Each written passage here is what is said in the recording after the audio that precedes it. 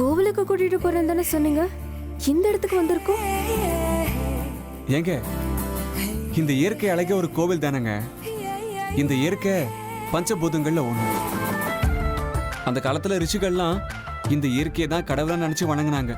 அதனால்தான் கண்ணுக்கு நிறைஞ்ச இயற்கை இருக்கும்போது கோவிலுக்கு ஏன் போகணும் தான் இங்க கூட்டிட்டு வந்தேன். இந்த இடம் நல்லா இல்லையா? கரெக்டா சொன்ன அர்ஜுன். அதெல்லாம் எனக்கு தெரியாது. எனக்கு இப்ப கோவிலுக்கு போகணும். எனக்கு இங்க இருக்க சுத்தமா பிடிக்கல. சரி சரி, அங்கேயும் போகலாம். அதுக்கு முன்னாடி இங்க போட்டோஸ் எடுத்துட்டு போலாங்க. இவ்வளவு தூரம் வந்துட்டு சும்மா திரும்பி போற நல்லாவா இருக்கும்? வாங்க, ரெண்டு போட்டோஸ் தான், வாங்க.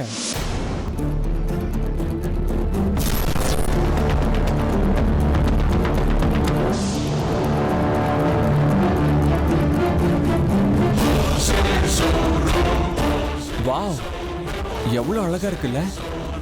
அமிர்தா, இங்க நில்லுங்க, நான் போட்டோ எடுக்கிறேன். பரவாயில்ல, நில்லுங்க.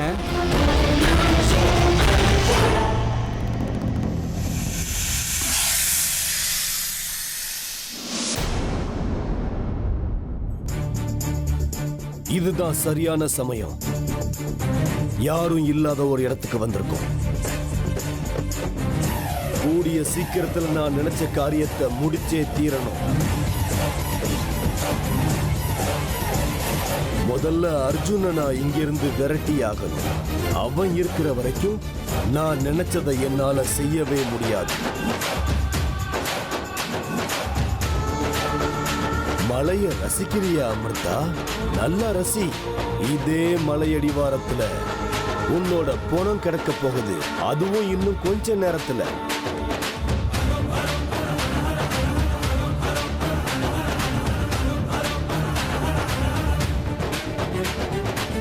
எங்க அமிர்தா, அப்படி திரும்பி பாருங்களேன். மலை மேலாம் அப்படியே வெல்வெட் போத்துற மாதிரி இருக்கு பாருங்க. கொஞ்சம் இந்த பக்கம் வாங்க. அப்படிதான்.